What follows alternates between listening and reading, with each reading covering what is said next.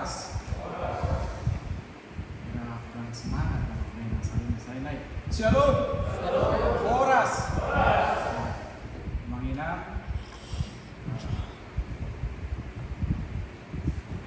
Takal, kata saya mungkin beberapa sudah kenal ya. Beberapa sudah kenal, kita sudah telepon akan dibahas OPA ya. Yang lalu yang bahan yang itu adalah Kristel di ini. Ini tidak salah kalau saya memperkenalkan diri kembali. Mungkin ada dari yang Minang, remaja Naposo Bulung, mungkin juga yang lain, mungkin jemaah yang baru pertama sekali hadir ke tempat ini. Untuk izinkan saya memperkenalkan diri saya. Nama saya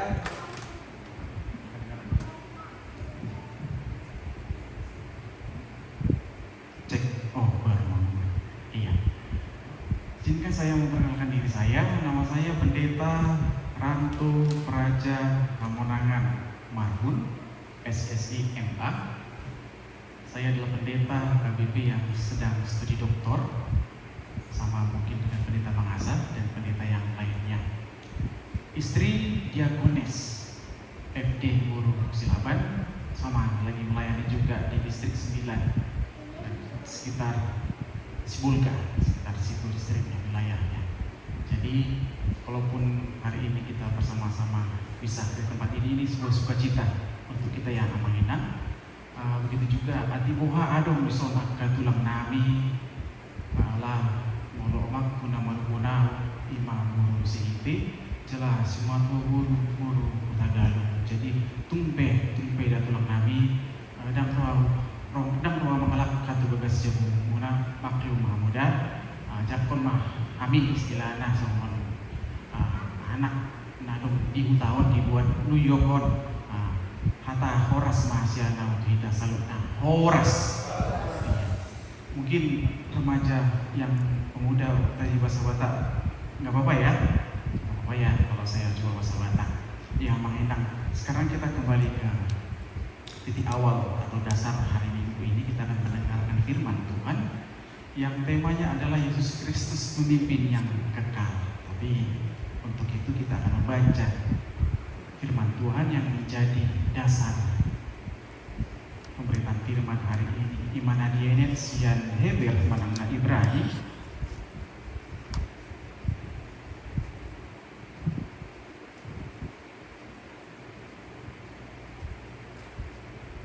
pasal yang ke-13 ayat 7 sampai dengan 17. Saya akan membaca untuk kita semuanya. Bapak Ibu dan saudara-saudara sekalian dapat membaca di dalam hati dan di tempat masing-masing. Ingatlah akan pemimpin-pemimpin kamu yang telah menyampaikan firman Allah kepadamu. Perhatikanlah akhir hidup mereka dan contohlah iman mereka. Yesus Kristus tetap sama, baik kemarin maupun hari ini dan sampai selama-lamanya. Janganlah kamu disesatkan oleh berbagai ajaran asing. Sebab yang baik ialah bahwa hati kamu diperkuat dengan kasih karunia dan bukan dengan berbagai makanan yang tidak memberi faedah kepada mereka yang menuruti aturan-aturan makanan macam itu. Kita mempunyai suatu mesbah dan orang-orang yang melayani rumah tidak boleh makan dari apa yang di dalamnya. Karena tubuh binatang-binatang yang darahnya dibawa masuk ke tempat kudus oleh imam besar sebagai korban penghapus dosa dibakar di luar perkemahan. Itu jugalah sebabnya Yesus telah menderita di luar pintu gerbang untuk menguruskan umatnya dengan darahnya sendiri. Karena itu marilah kita pergi kepadanya di luar perkemahan dan menanggung kehinaannya. Sebab di sini kita tidak mempunyai tempat tinggal yang tetap, kita mencari kota yang akan datang. Sebab itu marilah kita oleh Dia senantiasa mempersembahkan korban syukur kepada Allah, yaitu ucapan bibir yang memuliakan nama-Nya. Dan janganlah kamu lupa berbuat baik dan memberi bantuan, sebab korban-korban yang demikianlah yang berkenan kepada Allah. Taatilah pemimpin-pemimpinmu dan tunduklah kepada mereka, sebab mereka berjaga-jaga atas jiwamu sebagai orang-orang yang harus bertanggung jawab atasnya. Dengan jalan itu mereka akan melakukannya dengan gembira, bukan dengan keluh kesah, sebab hal itu tidak akan membawa keuntungan bagimu. Demikian firman Tuhan. Sekali lagi, Shalom. Horas. Ya, tidak terlalu kaku ya, seperti minggu lalu di PA. Saya katakan siap-siaplah tertidur ya. Siap-siap tertidur karena mungkin khotbah ini akan lama. Saya mempersiapkan ada 10 lembar ini ya. Kalau satu lembar butuh 10 menit, ada 10 lembar berarti berapa menit juga menginap. Ya, lebih kurang seperti itu ya. Cuma kita usahakan seefektif, efisien, dan sepadat mungkin sesuai dengan porsi kita di tempat ini. Yesus Kristus pemimpin yang kekal itu adalah tema atau topik khotbah kita hari ini.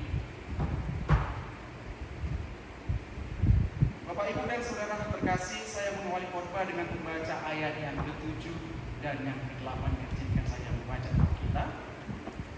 Ingatlah akan pemimpin-pemimpin kamu yang telah menyampaikan firman Allah kepadamu. Perhatikanlah akhir hidup mereka dan contohlah iman mereka.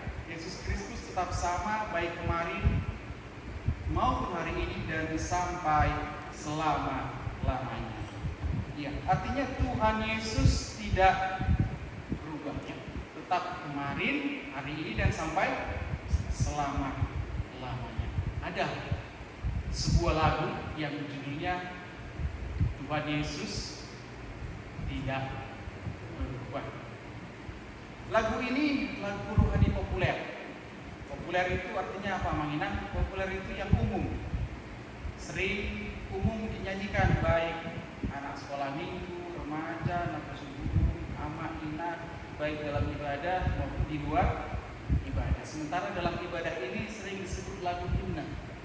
Himna, pujian di sini. Makanya lagu itu ada pembukaan, berdiri, foto, pengampunan dosa, lagunya dan sebagainya, sehingga paling terakhir itu lebih pada pemutusan, memberangkatkan, mengutus, memperkuat jemaat menghadapi kenyataan hidupnya. Itu juga ketika sebelum membaca firman Tuhan Alkitab itu lebih pada mempersiapkan diri. Makanya ada juga lagu rohani persiapkan diri. Nah, itu juga yang lain. Mungkin kalau kasih nadanya, Abang Inang langsung tahu ini lagunya apa.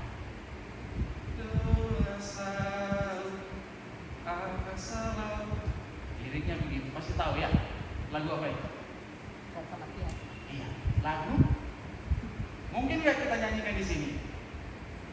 Mungkin ketika ada yang berduka. Contohnya kalau peralahan elder ya, elder itu meninggal dunia harus berangkatnya dari gereja, pendeta, pelayan-pelayan seperti itu.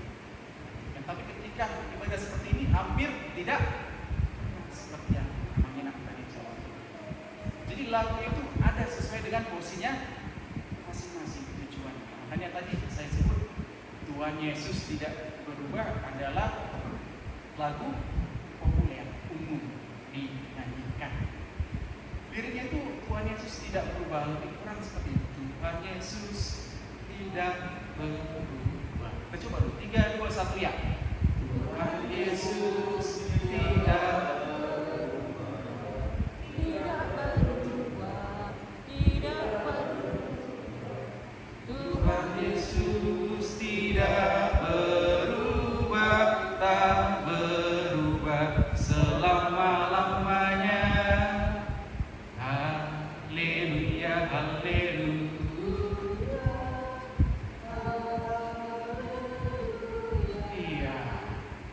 Semangat kan? Lagu populer ini. Tuhan Yesus tidak berubah. Tapi ternyata Mang Inang, saya coba lihat TikTok. Apa teh? TikTok ya. TikTok. Salah nakanya. Saya kira sepatah pindah ke Inggris, pindah ke Indonesia, pindah ke Batak. Apalagi bertelepon dengan saya jawab, pindah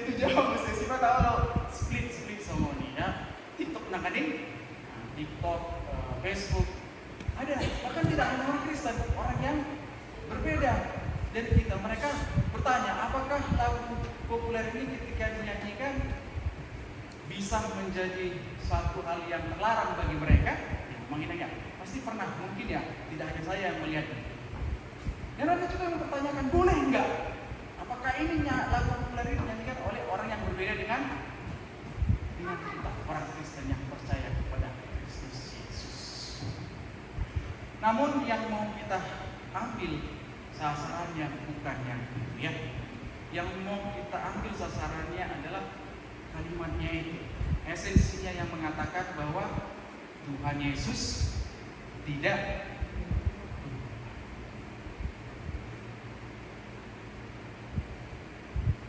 ini statement yang menguatkan kita bahwa Tuhan Yesus itu tidak berubah dulu, kini, dan sampai selama-lamanya.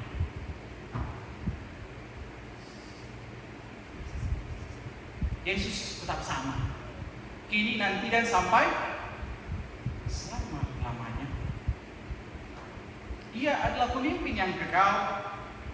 Dia tidak mundur dan tidak pernah takut, bahkan kematian tidak dia takuti. Pertanyaannya, kalau manusia, kita orang yang percaya kepadanya, kira-kira berubah tidak? Ada yang bilang berubah, ada yang bilang cuma dikit nyaman. Iya ya, nggak pala berubah kali, cuma dikitnya faktor usia.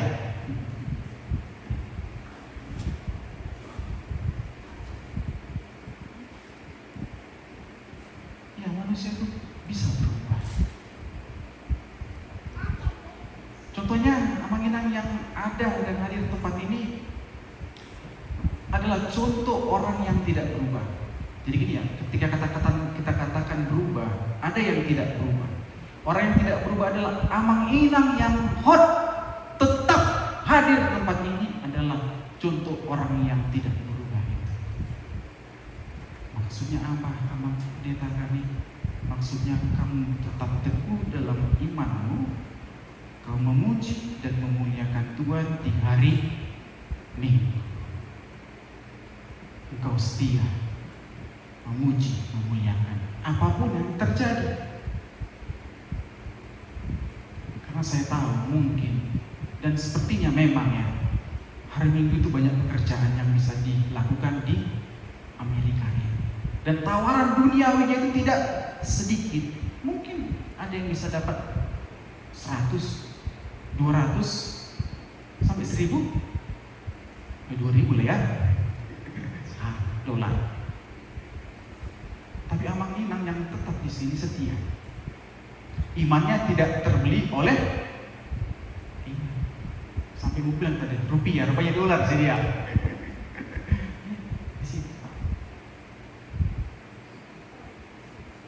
Tapi memang ada perubahan yang terjadi. Karena tidak hanya faktor ini, kehidupan kita ini kan banyak variabelnya, banyak unsur-unsurnya. Makanya ada dalam bahasa Batak seperti upasa. Orang upasa itu kata-kata bijak ya.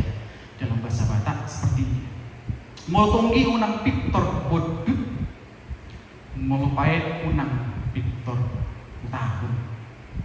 Molorisi-risi unang piktor pasidi, mololamot-lamot unang piktor guru. Unang sugoroha molo dibenjol manghajit roha, unang piktor las roha molo dipuji halak dirimu.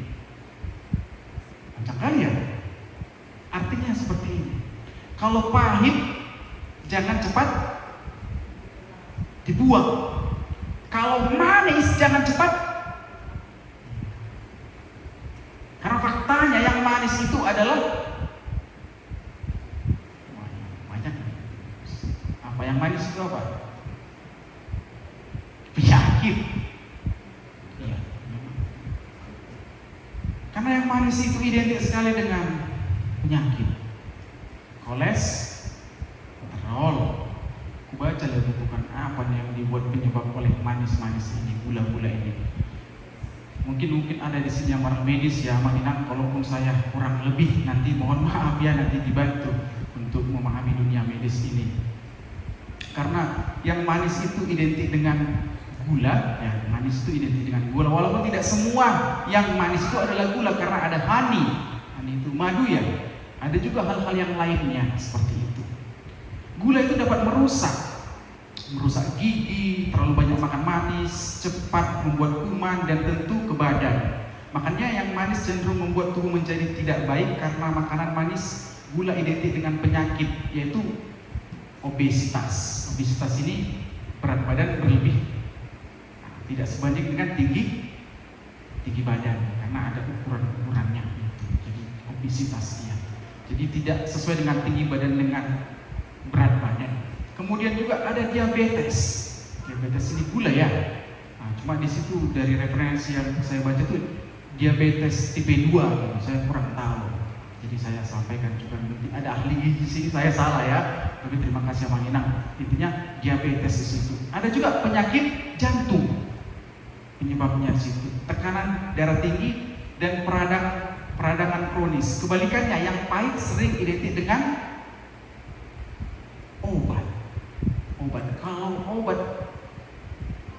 wah ini kadang kan kalau pemuda narkoso langsung pemikirannya itu cepat, langsung pada bilang, enggak Mang, ada kok obat yang manis. Ya, benar Mang Inang, ada obat yang manis?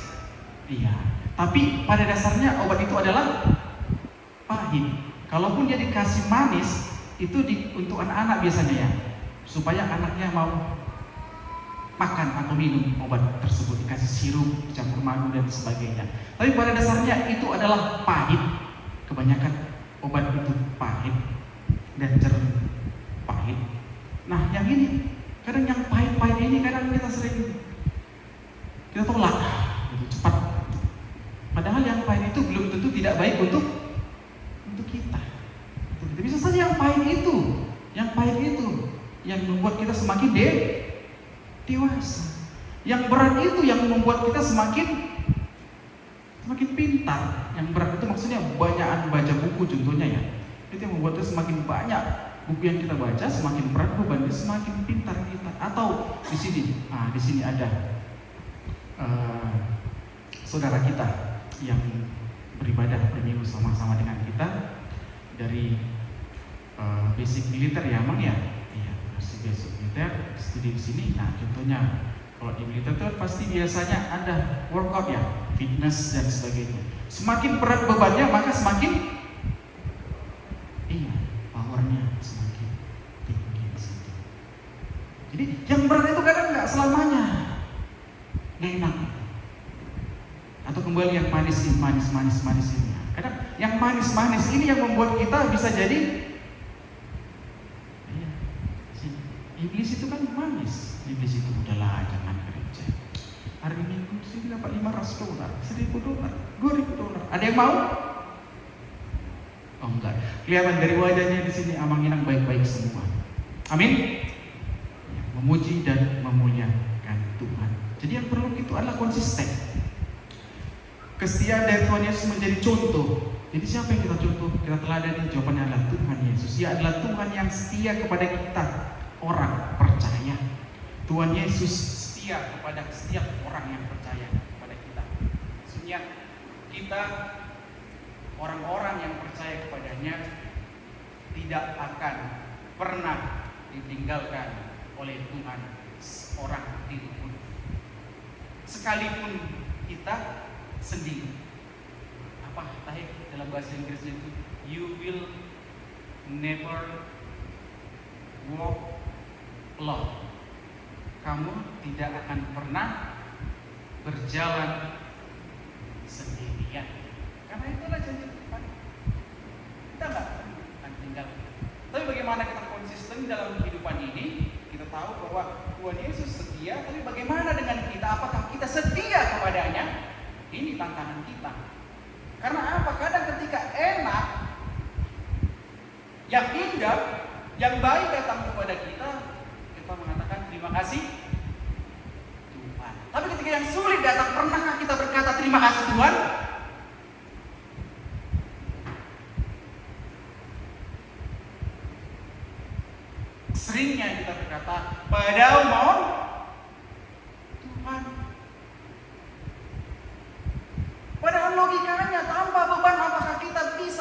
next level? Tentu tidak. Layang-layang apakah bisa terbang tinggi tanpa angin yang keras? Jawabannya adalah tidak. Satu-satunya cara membuat layang-layang bisa terbang adalah tiupan angin. Di sampingnya memang layangannya harus ada ukuran-ukurannya, benangnya kuat dan sebagainya. Makanya ada lagu juga, Tuhan Yesus setia. Tahu lagu itu? Dia sahabat kita dalam segala susahku. Kita coba dulu ya, Tuhan Yesus setia, 3-2 ya. Tuhan Yesus setia.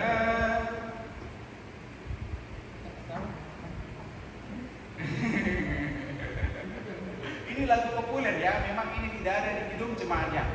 PKJ mungkin MKB. Kita ulangi 3, 2, 1. Tuhan Yesus setia. Tuhan Yesus setia. Dia sahabat kita. Dia sahabat kita dalam segala dukaku. Dalam segala dukaku selalu.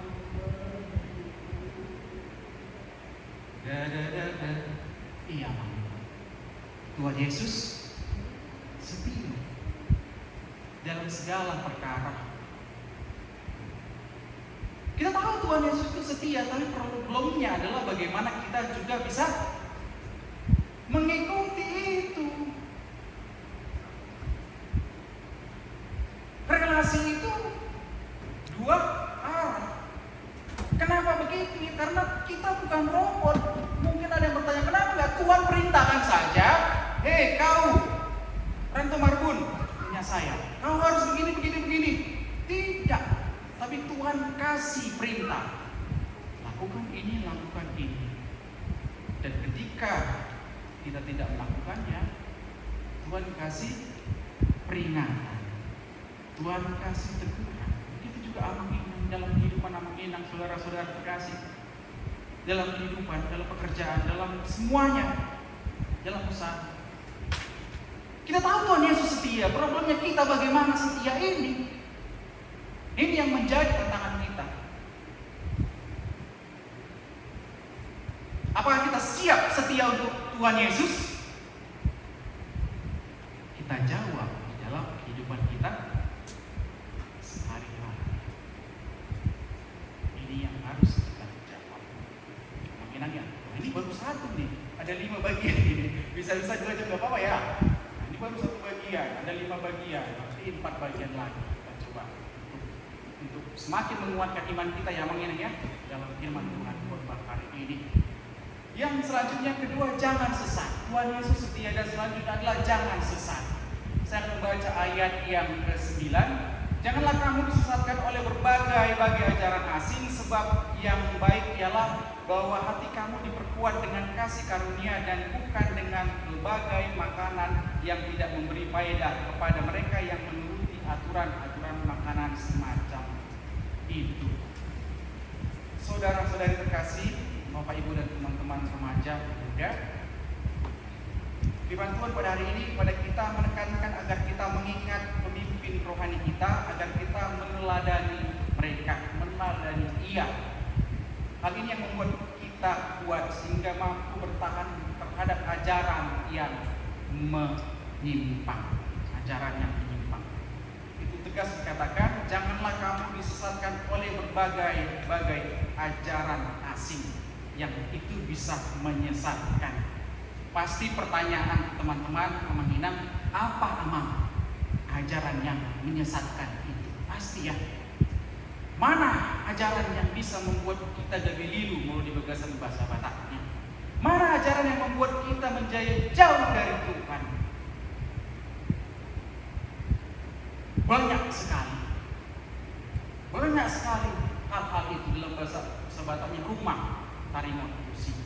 Tapi yang pasti mau saya tekankan, kita jadikan ucapan dasar untuk kita adalah jangan pernah mengandalkan kemampuanmu sendiri. Di dalam bahasa Batak dikatakan unang mangasahon guguk. Jangan mengandalkan kemampuanmu saja. Jangan mengandalkan kemampuanmu saja. Kalau itu kita lakukan, pasti kita jatuh. Apa dasarnya? Karena begitu semua di dalam Alkitab. Kalau kita mengandalkan kemampuan kita, kita pasti jatuh. Karena apa? Karena kita adalah manusia duniawi yang lemah, penuh dengan dosa. Pasti bisa dicari celahnya di mana kau jatuhnya. Tapi ketika kita mengandalkan Tuhan Yesus, bahkan ketika engkau terjatuh, Ia tidak akan pernah benar-benar membiarkan engkau tergeletak. Bahkan benar-benar engkau jatuh salah, tapi Ia tidak pernah membiarkan engkau tergeletak. Jangan sesat.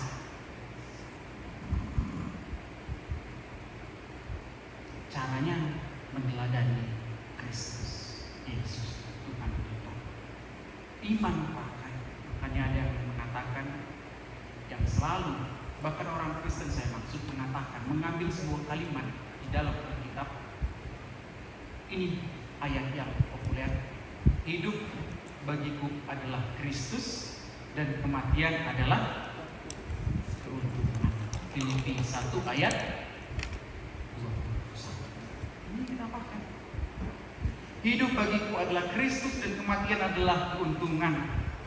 Ini adalah ucapan Rasul Paulus. Dan ini kita sebagai jemaat selalu menyelipkan ayat ini dalam buku kita, di dalam catatan kita, dan kita ingat di dalam kehidupan kita. Ketika kita menghadapi masalah, ini menjadi ayat pegangan kita. Jika Amang Inang ada yang melakukan itu, artinya itu baik dan engkau ada di jalan yang benar. Amin. Jika engkau pernah melakukan itu, berarti engkau ada di jalan yang benar saat ini. Tentu Amang Inang bertanya apa saja yang dimaksud dengan yang sesat tersebut. Seperti yang saya sampaikan tadi, jawabannya bisa banyak dan panjang sekali. Apalagi kalau kita tetap berdasarkan timeline waktu dari gereja mula-mula sampai sekarang 2000 tahun. Mungkin kalau kuliah itu mungkin satu bidang studi itu bisa 5 tahun gitu ya. Kalau kita jabarkan semuanya, dan itu tidak begitu relevan untuk kehidupan jemaat. Artinya kita ambil yang relevan saja, yang sesuai dengan konteks kehidupan jemaat. Artinya yang mengena untuk kita, yang itu relevan bagi kita sehingga kita bisa bertumbuh di dalam iman kita. Amin. Saya akan memberikan beberapa contoh yang mungkin bisa kita pegang dan mungkin Amang Inang juga pernah alami, hadapi, baik di sini atau di tempat yang lain. Yaitu yang pertama adalah adanya ajaran, paham atau ide yang mengatakan Yesus Kristus tidak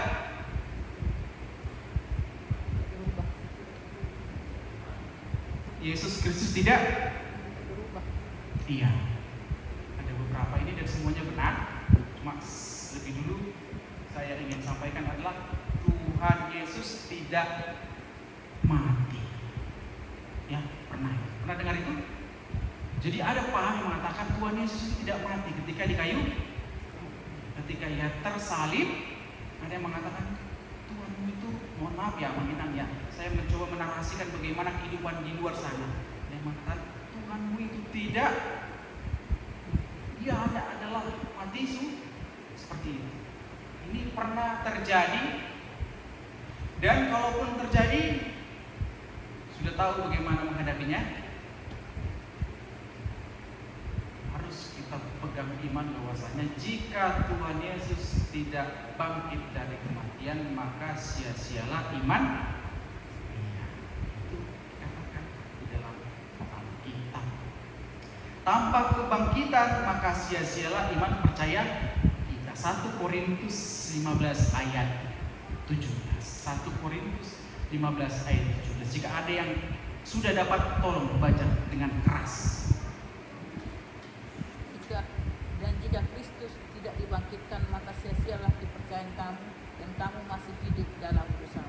Terima kasih yang sebenarnya.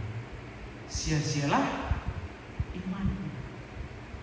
Jadi ketika hal ini hadir dan ada di dalam kehidupan kita, baik mungkin remaja atau di sekolah dan sebagainya, pegang. Karena kalau Tuhan Yesus tidak bangkit, maka sia-sia iman. Kebangkitannya itu pasti. Ya. Karena itu Tuhan kita adalah Tuhan yang hidup. Tuhan kita adalah Tuhan yang hidup. Dan Dia memberi kehidupan kepada kita dan menjamin kehidupan yang kekal. Jadi ketika ada gagasan-gagasan yang mengganggu iman teman-teman, Bapak Ibu, ini harus kita pegang. Dalam buku yang berjudul Systematic Teologi Sistematika, dikatakan bahwa iman dapat dipahami sebagai respon kita kepada Allah. Ya, iman itu respon kita kepada Allah. Dalam bahasa Latin dikatakan pistis Latin fides, English faith, confess, mengatakan, menyampaikan tentang belief, assurance, trust, dan seterusnya, keyakinan, kepastian, kepercayaan, dan lain-lain. Hal ini adalah hal yang dijalani. Iman itu hal yang dijalani, murni dilakukan. Ia tidak pasif tapi aktif, tindakan diperbuat. Jadi iman harus menjadi dasar dalam kehidupan kita dan kita lakukan dalam kehidupan kita sehari-hari. Kita ajarkan kepada anak-anak kita mulai dari kecil, yang sekolah minggu, remaja, dan seterusnya, sehingga iman itu bisa bertumbuh kuat. Banyak sekali tantangan-tantangan, gagasan-gagasan, ide yang bisa membuat iman kita itu lemah jauh pada. Yang selanjutnya yang bisa menyesatkan itu adalah ajaran yang mengatakan bahwa Yesus bukan Tuhan. Ini tadi sudah ada yang menyampaikan. Ada yang mengatakan bahwa Yesus Kristus itu bukan Tuhan. Ini hati-hati. Ia hanya manusia biasa yang memiliki kekuatan tertentu karena ia pernah menyembuhkan, bahkan menghidupkan orang yang sudah mati, merubah air menjadi angin. Yang sakit bisa pulih. Nama pitu apa? Buta ya. Yang buta bisa melihat, yang lumpuh bisa berjalan.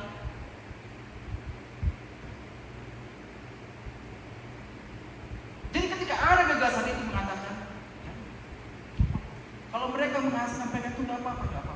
Tapi iman Kristen adalah yang seperti ini. Ajaran sesat seperti ini bisa merusak kepercayaan kita. Narasi dan retorika, filsafat dan pandangan yang sifatnya argumentatif bisa membuat kita menjadi bingung. Ya tentu ketika anak-anak kita, contohnya remaja, anak 10, dikasih pandangan-pandangan, gagasan-gagasan oleh orang di luar sana yang kita tidak tahu ya di sekolah dan sebagainya, hati-hati. Kita harus kasih pijakan yang kuat, dasar yang kuat. Ketika dasarnya sudah kuat, iman mereka bisa bertumbuh. Jadi harus berhati-hati dalam ajaran yang terus berubah. Sosial masyarakat kita harus menempatkan itu sebagai dasar. Gagasan yang kadang masuk ke dalam logika belum tentu benar ya. Gagasan yang masuk ke logika itu belum tentu benar. Seperti kemarin di dalam PA kita atau peternakan Hatani di Batak. 1 tambah 1 sama dengan 1 tambah 1 sama dengan. Secara matematika 1 tambah 1 sama dengan 2. Tetapi secara iman Kristen 1 laki-laki ditambah 1 perempuan menjadi 1 keluarga. Jadi ketika ada gagasan-gagasan tidak apa-apa. Tapi gagasan iman Kristen punya konsepnya yang tersendiri. Apakah ada orang yang bisa membantah 1 tambah 1 adalah 1? Tidak ada, negara pun tidak berani, tidak bisa membantah itu. Ada Mangina? Nggak ada, nggak bisa. 1 keluarga kami, terus pemerintah atau wilayah tertentu atau organisasi tertentu mengatakan tidak. Karena itu adalah konsep teologis secara iman Kristen. Yahudi dan kemana pun kita bisa. Bahkan ada hal yang lain. Pernah ingat kalimat atau pertanyaan kepada Tuhan Yesus? Berapa kali kita mengampuni orang yang menyakiti hati kita? Jawabannya adalah 7 kali. Kalau di total, apa kira-kira seperti itu maksudnya? Ya enggak. Jadi kita hitung-hitung nanti salah-salah kawan kita itu sampai seperti ini. Kira-kira seperti itu enggak ya? Artinya tidak terhingga. Karena apa? Karena terlebih dahulu kita menerima kasih oleh Yesus Kristus. Itu apa? Dasar teologis orang Kristen. Ada banyak gagasan, argumen yang seperti itu. Jadi jika tersebut terjadi, kita harus pahami itu adalah hal yang bisa merusak iman kita. Itu hanyalah argumen semata, itu hanyalah gagasan, pandangan dan seterusnya. Hal yang sebenarnya bisa menyesatkan iman kita sebagai orang yang percaya kepada Tuhan. Kalau itu tidak apa-apa, tidak harus kita marahi, tidak harus kita caci maki, tidak harus kita benci, tidak apa-apa. Cuma kita kasih tahu pandangan, kita luruskan, kita bawa ke arah yang benar. Seperti itu tidak apa-apa. Kadang ada yang pemikiran-pemikiran situ menambah dinamika kehidupan ya. Kita ambil positifnya saja, kita ambil hikmahnya saja. Yesus Kristus pemimpin yang kekal, kita jangan mau tersesat dengan gagasan-gagasan yang ada, pandangan yang baru atau hal yang seakan mungkin meyakinkan kita karena terkesan baru. Jadi kita seakan setuju karena ada sebuah gagasan konsep baru, keren, seakan-akan bagus, padahal belum tentu sesuai dengan dan cocok untuk kehidupan kita sebagai orang Kristen. Kita harus ingat bahwa Tuhan Yesus adalah pemimpin kita. Ya menghina, karena ketika gagasan itu ada, terus kita nilai dari perspektif kita, bisa saja kita nanti miss, tidak kena maksud tujuannya di sini. Bisa terjadi kita malah jauh dari apa yang esensi yang seharusnya. Begitu juga menilai orang. Makanya ada buku yang berjudul Don't Judge the Book by its Cover. Artinya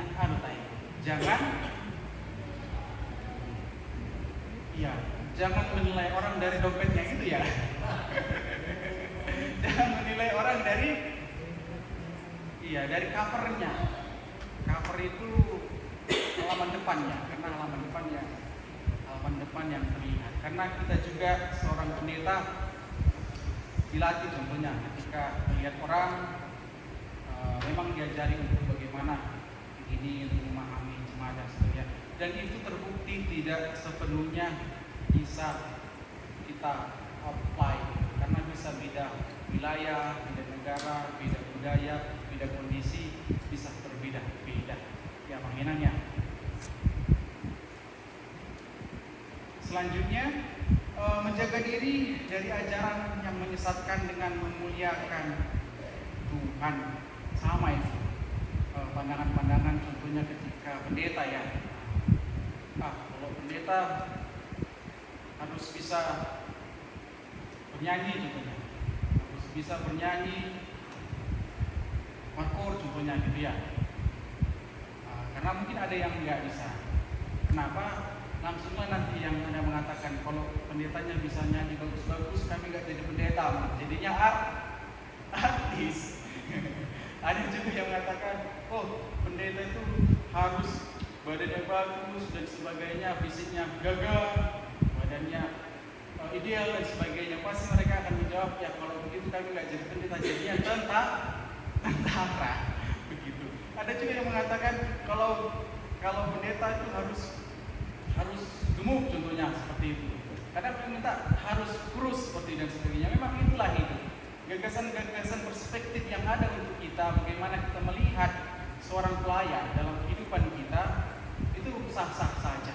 Tapi yang pasti bagaimana iman kita semakin bertumbuh di dalam Kristus Yesus. Ayat yang ke-15, sebab itu marilah kita oleh Dia senantiasa mempersembahkan korban syukur kepada Allah, yaitu ucapan bibir yang memuliakan namanya. Ada istilah dalam bahasa Indonesia, lebih baik mencegah daripada mengobati. Mencegah lebih baik daripada mengobati. Artinya kita jangan sampai sesat. Maka kita harus menjaga diri, karena kalau sudah sesat susah. Ya, kalau udah lewat udah susah memperbaikinya. Cara menjaga diri adalah salah satunya adalah dengan memuji dan memuliakan Tuhan. Di sini dikatakan memuji dan memuliakan Tuhan. Dan juga laku kita, tindakan kita, beribadah, bersekutu kepadanya, semua kita fokuskan kepadanya, diri kita untuk memuji, memuliakan namanya. Semua kita fokuskan kepada dia. Jadi ketika ada gagasan-gagasan yang tadi yang menyesatkan, yang membuat bingung, yang membuat kita tidak nyaman, gak apa-apa. Kita fokus kepada Tuhan. Hari ini beribadah, memuji dan memuliakan namanya. Makanya ketika kita fokus sama Tuhan, ada yang mengatakan, mengapa di orang Kristen, contohnya kita HKBP, kenapa kita tidak melakukan persepuluhan? Ya enggak, kenapa? Jawabannya tadi, karena kita fokus sama Tuhan, menyerahkan diri kepada Tuhan. Masa 10% yang kita kasih? Yang kita kasih adalah seluruh. Iya, dari 100% masa cuma 10% sama Tuhan, 90% sama siapa? Sama kita.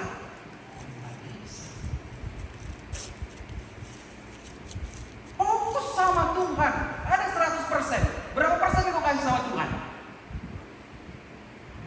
Kok 10%? Tapi ini secara sederhananya. Mungkin bahasa teologisnya lebih kompleks dan rumit. Sederhananya seperti itu. Kita fokus sama Tuhan, apa yang diberikan Tuhan sama kita serahkan semuanya pada Dia. Karena apa? Memang yang punya siapa? Tuhan, bukan kita. Masa kita ambil 90%, 10%-nya sama? Ini gagasan konsep secara sederhana. Di dalam ibadah setiap minggu di bagian akhir itu dikatakan nasab nani penemu Toni roh di pamata hosa dohot bubuki roh di saluhut arta all what I have roh di saluhut artaku upasahati tubuh. Semua yang ada padaku ku sampaikan kepada Engkau Tuhan. Itu Amanginang. Jadi ketika nanti Amanginang Bapak Ibu Saudara sekalian mendapat gagasan-gagasan yang seperti ini, ya jawabannya seperti itu. Loh, kita dikasih Tuhan 100%. Masa kita kasih 10%? Sama dia 90%? Enggak lah, maksudnya apa yang ada sama kita adalah milik. Ya kalau kita serahkan kepada Tuhan nggak apa-apa. Kita kasih 100%, mungkin kembalinya berapa? 1.000, 2.000, 3.000 berlipat. Tuhan yang tahu kebutuhan kita. Tuhan yang tahu apa yang kita perlukan.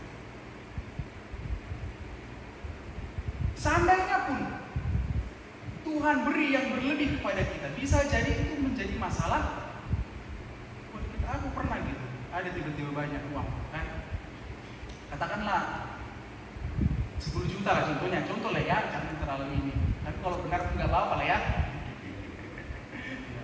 Udah bingung gini, mau keluar rumah pun tidak tenang, dibawa, takut hilang, ditinggalkan, takut juga hilang, atau mungkin Amanginang yang terberkati mungkin ada 1 M, 1 T gitu. Keluar rumah gimana perasaannya? Iya, sama kadang punya mobil juga gitu kita. Ada mobil baru tuh, parkir aja. Kalau agak-agak ini kita luruskan ya, jangan lencet. Kadang apa yang kita miliki itu bisa menjadi beban untuk kita. Untuk kita. Karena apa yang ada sama dia itu buat kita jadi terbeban. Tentu yang lain apa yang kita miliki kadang, aduh nanti kalau aku tinggal ini bagaimana? Ya. Jadi ini bagaimana kita bersyukur di sini. Apa yang kita miliki kita syukuri, sehingga kalaupun itu tidak ada lagi, hilang mungkin, kita nggak begitu kecewa. Kenapa? Kita tahu itu dari Tuhan, dan Tuhan akan memberi yang lebih dari yang pernah ada. Amin. Ya, sudah mulai tertidur seperti ini. Belum ya? Ya, harus seperti itu. Kita serahkan semuanya kepada Tuhan. Menjaga diri yang mudah ya. Tentu menjaga diri itu bukan hal yang mudah. Menjaga diri bukan bagian yang adalah bagian yang tidak terpisahkan dalam tradisi orang Batak. Ini kita orang Batak Toba. Misalnya ada istilah sama mulu haji roham tiba indunganmu unang balos membahen hajit rohani asa unang gabe dua nalau sifat turihun. Artinya jika hatimu sakit oleh seseorang, jangan balaskan membuat hatinya menjadi sakit. Karena apa? Jika engkau melakukannya, maka akan ada dua orang yang harus diperbaiki, disenangkan hatinya. Tapi ketika contohnya kita tidak membalaskan itu adalah bagian dari menjaga diri kita. Artinya kita juga tidak menjadi ya sudah, kenapa? Jadi tidak harus tambah banyak. Ketika itu terjadi, maka circle yang kecil semakin besar, maka lingkarannya akan menjadi sakit menyakiti.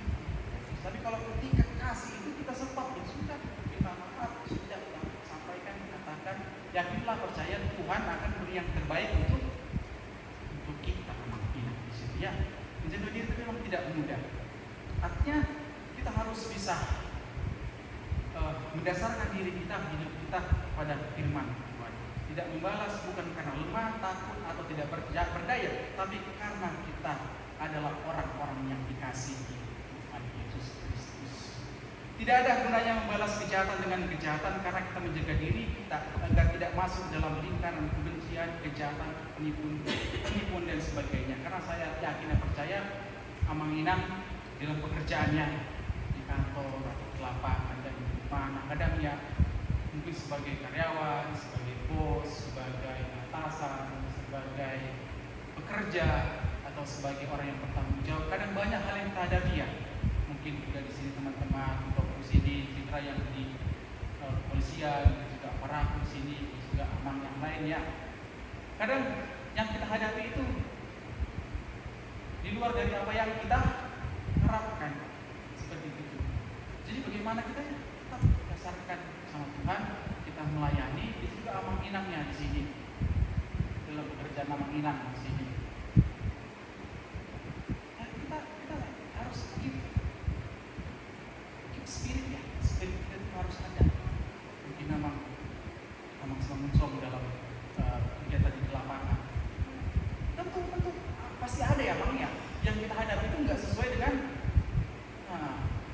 kita mau ngantar barang, ternyata yang datang pengawalnya ya seperti itu, serba dilempar bisa, nggak dilempar nggak enak.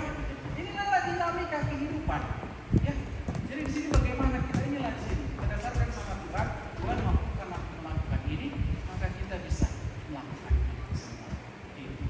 Menjaga diri dari berbagai ancaman, pemikiran buruk dan hal lainnya. Menjaga diri dapat kita mulai dari hal-hal yang mendasar, dari apa yang kita lihat dan dengar. Jangan membiarkan diri kita dimasuki oleh paham-paham yang merusak diri kita, pemikiran kita dan sebagainya, terlebih di masa digital globalisasi saat ini ya.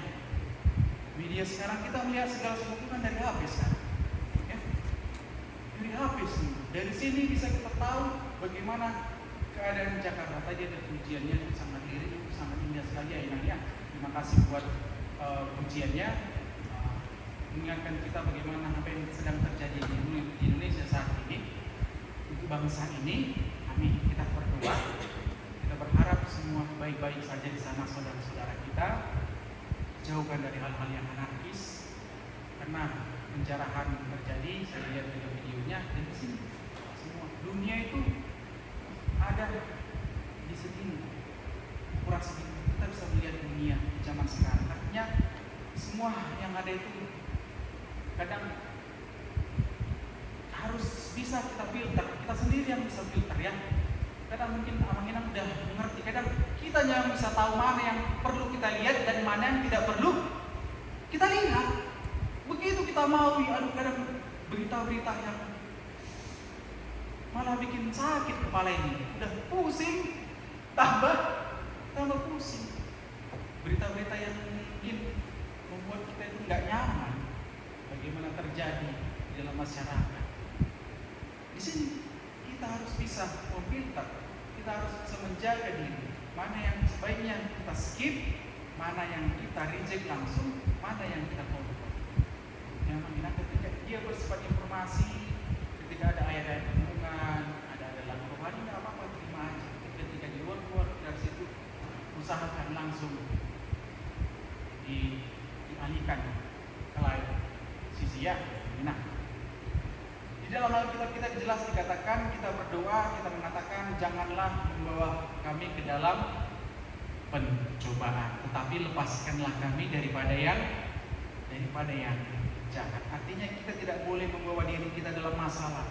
Kita harus menjaga diri dari berbagai hal yang mungkin bisa merusak kehidupan rohani kita sebagai orang Kristen yang percaya kepada Tuhan Yesus Kristus.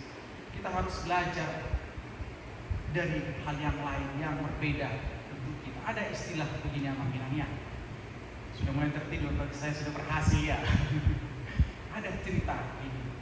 Bagaimana kita belajar memahami hal yang lain. Jadi satu ketika di sebuah daerah, mungkin di Indonesia ada ya transmigrasi ya. Biasanya transmigrasi itu beberapa agama atau wilayah dikumpulkan atau dibuat di satu tempat, dipindahkan yang awalnya itu tempatnya itu kosong. Jadi satu ketika di sana kan Indonesia kita ada agama Islam, Kristen dan Hindu ya, Hindu Bali. Jadi daerah trans ini adalah yang tiga ini. Karena biasanya kalau daerah trans itu 50-50 ya, itu tidak terlalu ada yang mendominasi karena transisi. Walaupun ada yang mungkin beberapa tempat daerah, gitu, karena memang dari Jawa penuh dipindahkan ke daerah yang lebih luas di situ. Jadi satu ketika di situ adalah orang Batak, namanya si Ucok, si Lai lah kita sebut, si Ucok, si Lai, sama ada satu orang Jawa dan di situ ada orang Hindu, beli ya biasanya. Berarti beli sama si Mas sama si Lai, beli si Mas dan si Lai. Jadi ada 3 orang. Dan kita tahu bersama bahwasanya kan ada hari raya kurbannya kalau teman kita si Mas tadi ya. Nah, bagi mereka di daerah trans itu baru belum genap 1 tahun, baru datang baru beberapa bulan. Jadi mereka itu ada kurban dan biasanya si Lai ini sama si beli biasa tuh. Kalau si Lai sama si beli kan karena makanannya panggang-panggang cocok lah orang ini bisa ya, orang Hindu sama orang Batak biasa. Udah biasa mereka makan-makan, ketemu satu sama lain, saling bertetangga seperti itu. Jadi satu ketika si Mas ini yang dari Jawa ini, yang notabene adalah orang pemegang Islam, mereka melakukan kurban. Nah, kurban itu apa ya? Kalau di sini slaughter ya mungkin ya, penyerahan kurban, sembelian itu. Nah, diantar lah ini sama si Lai utamanya, si Lai si Batak ini. Nah, diantarlah mungkin 1 kilo ya, kurban sapi biasanya diantarlah. Nah, diantar si Mas ini, Mas Jawa ini ke si Lai, si Ucok tadi. Nah, si Ucok ini kan, orang Batak ini kan jiwa sosialnya tinggi kan. Kalau ada yang enak sama dia kan selalu pikirannya itu dia dong alih-alih itu kan. Yang diingatnya kawannya. Nah, kalau itu kupanggang mulai dulu sapi ini, gitu. Biar kuantar sama si beli. Antarnya lah si beli. Dibuatnya lah berapa tusuk sate-sate sama si beli. Ada ini sate. Oh, ayo makan. Si belinya tidak langsung respon. Si beli nanya, itu daging apa? Daging sapi. Dibilang si Lai. Enak ini sambil makan. Tapi si beli tidak mau makan. Dengan sopannya si beli, simpan aja lah, nanti malam aku makan. Disimpan aja dulu. Si Lai ini mulai curiga. Kenapa seperti ini? Akhirnya, tapi gak apa, dia pulang aja. Dia pulang, lalu yang Mas Jawa lagi datang membawa apa tadi? Iya, daging sapi yang hasil ke rumah si beli. Orang itu dikasih. Terima kasih. Kemudian Amang Inang apa ya? Amang Inang tahu apa yang terjadi setelah itu? 2 minggu setelah itu, sebeli balik pulang ke Bali. Gak mau, dan jelas soal transmigrasi, mulak mau minta. Ada yang tahu kenapa begitu Bang Inang? Iya, dia pulang ke Bali, dibilang sama keluarganya, aku jam kali ke sana, masak daging sapi yang ditangkap suci dimakan orang itu, dia dapat saya. Mungkin beberapa yang belum mengerti ya, karena di agama Hindu sapi bukanlah hal yang untuk dimakan, karena itu adalah hewan yang suci.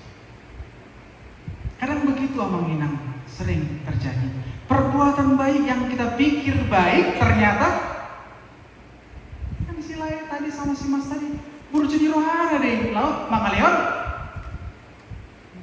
Iya, bawalah daging ini sama. Karena hal yang baik kita pikirkan belum tentu hasilnya demikian. Kadang kehidupan itu begitu juga. Kadang kita pikir bagus, kita pikir tepat, tapi faktor satu dan lain hal sebagainya terjadilah miskomunikasi, terjadilah perbedaan budaya, terjadilah perbedaan bahasa.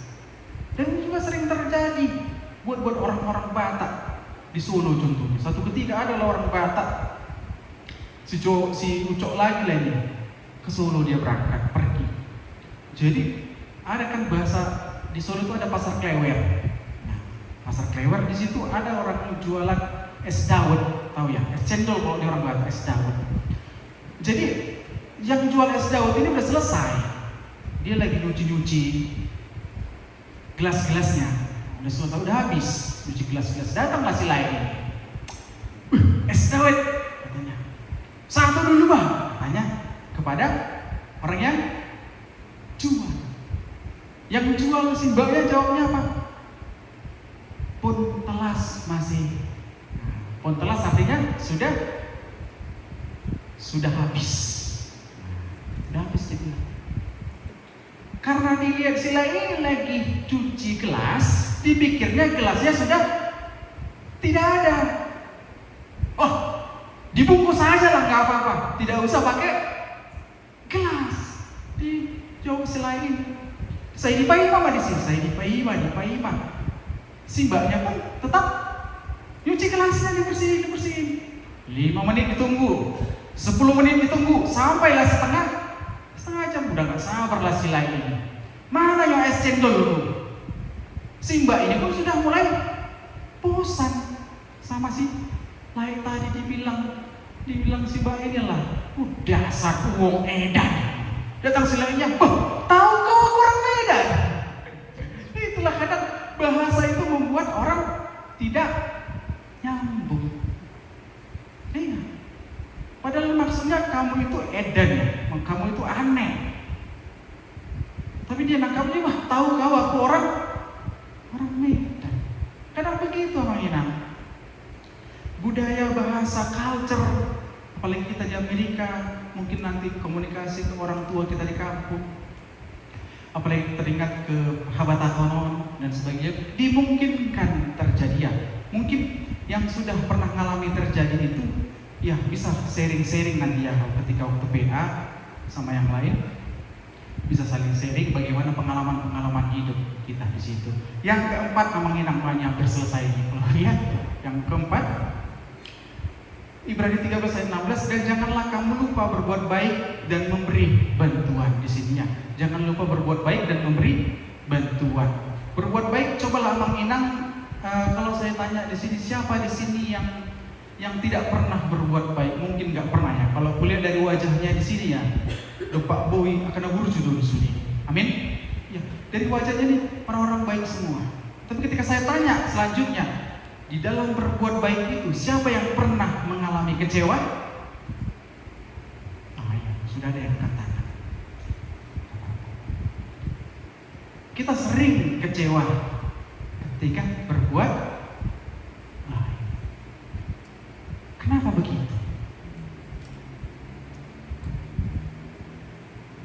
karena kita berharap sesuatu. Kita berbuat baik because something. I do this because this. Padahal seharusnya ketika kita berbuat baik sebagai orang Kristen, kita berbuat baik bukan karena kau baik, bukan karena kau jahat, bukan karena kau A, B, C, dan D, tapi karena Tuhan Yesus. Makanya ada lagu, ku kasihi kau dengan kasih Yesus, kasih Tuhan. Jadi perbuatan baik kita itu kita dasarkan kepada Kristus, kita nggak akan kecewa. Karena urusan kita bukan kepada orang yang kita baiki, tetapi kepada Tuhan.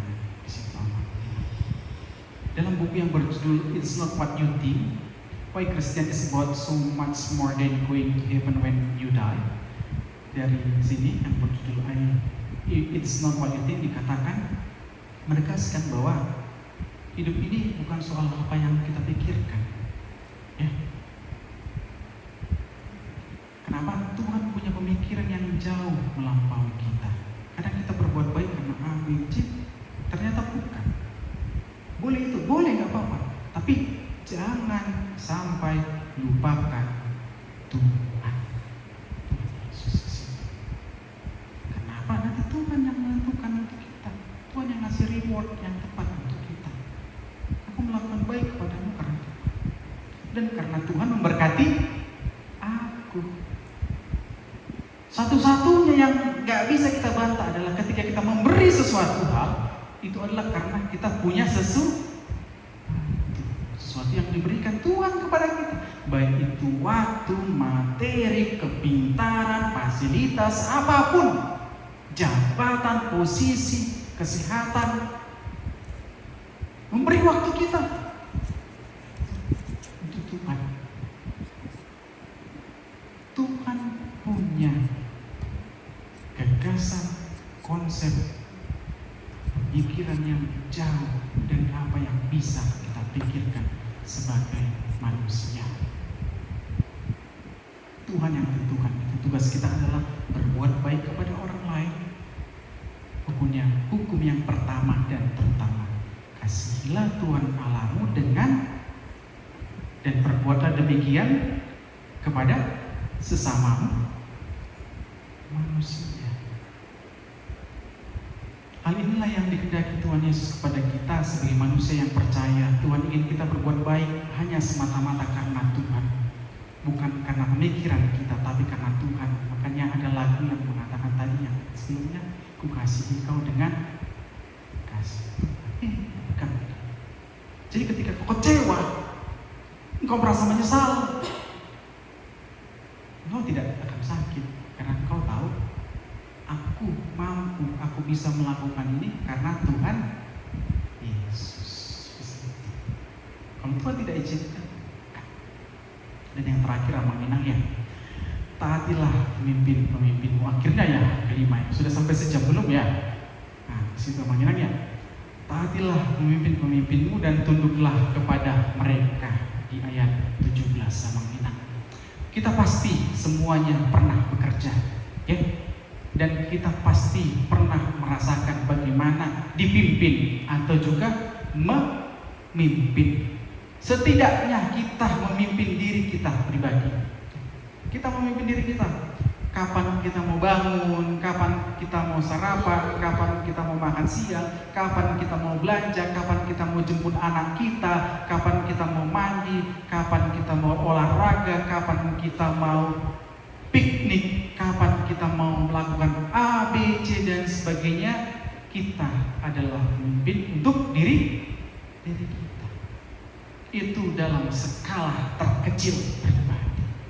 Lebih dari itu sebagai keluarga, ya, anak laki-laki atau perempuan dipimpin oleh kepala rumah tangga di dalam sebuah keluarga. Dalam skala yang lebih besar dalam pekerjaan kita punya atasan, tapi kita juga punya bawahan.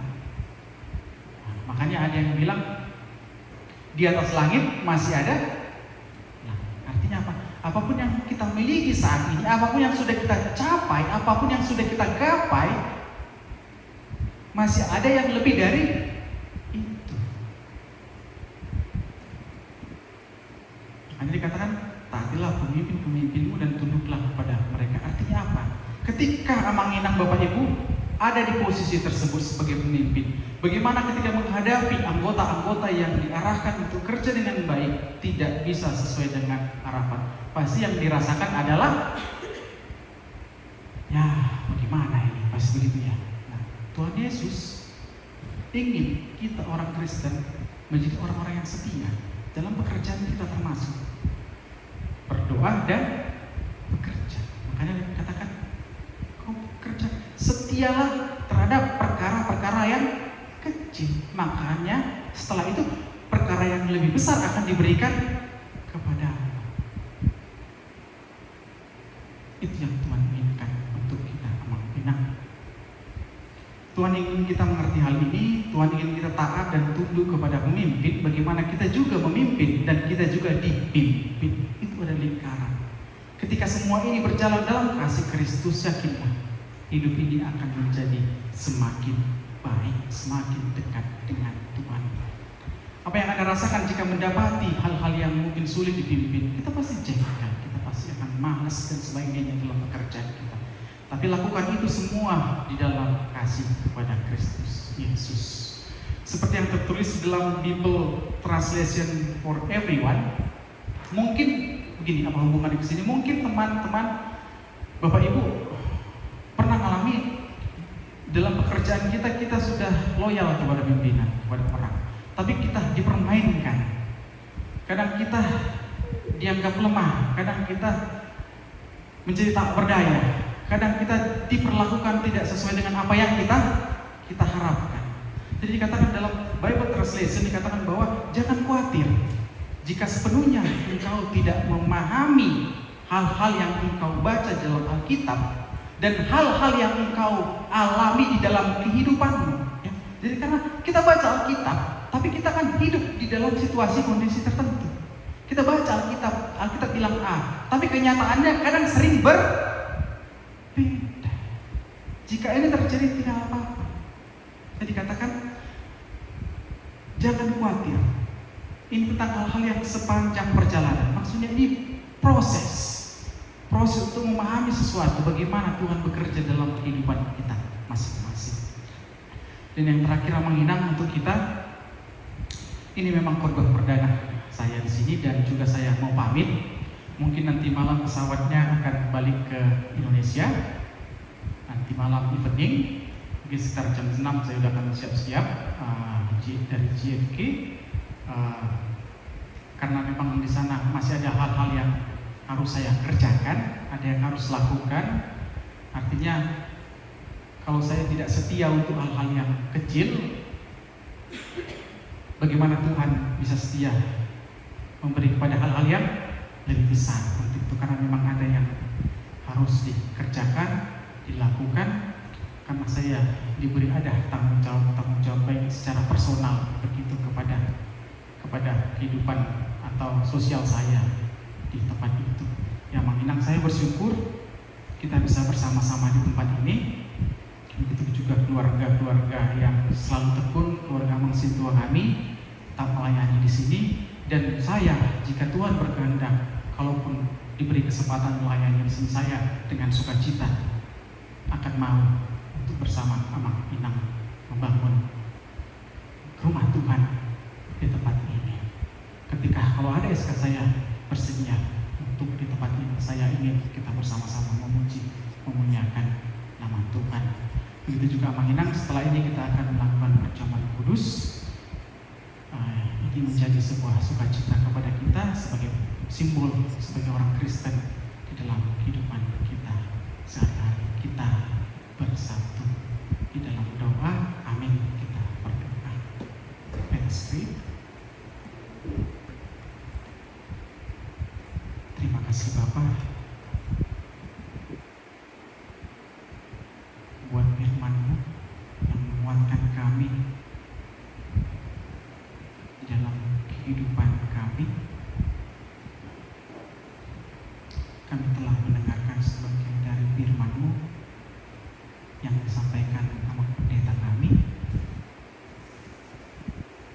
Jadikanlah itu sebagai pegangan dalam kehidupan kami masing-masing, dalam pekerjaan kami, sehingga kami semakin dekat kepada Allah Bapa. Kami juga berdoa untuk jemaat yang Engkau sertai, yang Engkau beri panjang umur dalam kehidupan mereka. Kami bersyukur Bapa jika Engkau memberi panjang umur dan kesehatan kepada setiap pribadi, lepas pribadi. Begitu juga Bapa, setiap orang yang ada hadir di tempat ini yang selalu setia memuji dan memuliakan nama-Mu, kiranya Engkau kuatkan mereka dalam pekerjaannya. Ketika esok hari mereka kembali dalam pekerjaan mereka, mereka dapat kekuatan dan penyertaan dari-Mu saja. Engkau jaga mereka dalam kehidupannya. Begitu juga setiap keluarga di jemaat ini, dalam keluarganya bersama anak-anak, masuk hartai anak-anak itu Bapa, supaya dapat menjadi kebanggaan di dalam keluarga, terlebih untuk kemuliaan nama-Mu. Begitu juga para di gereja ini, Engkau yang memimpin, karena Engkau adalah kepala gereja, Engkau adalah dasar bagi kami. Terima kasih Bapa, terima kasih Yesus. Di dalam nama-Mu kami berdoa dan mengucap syukur. Amin. Kita puji Tuhan sambil mengumpulkan persembahan.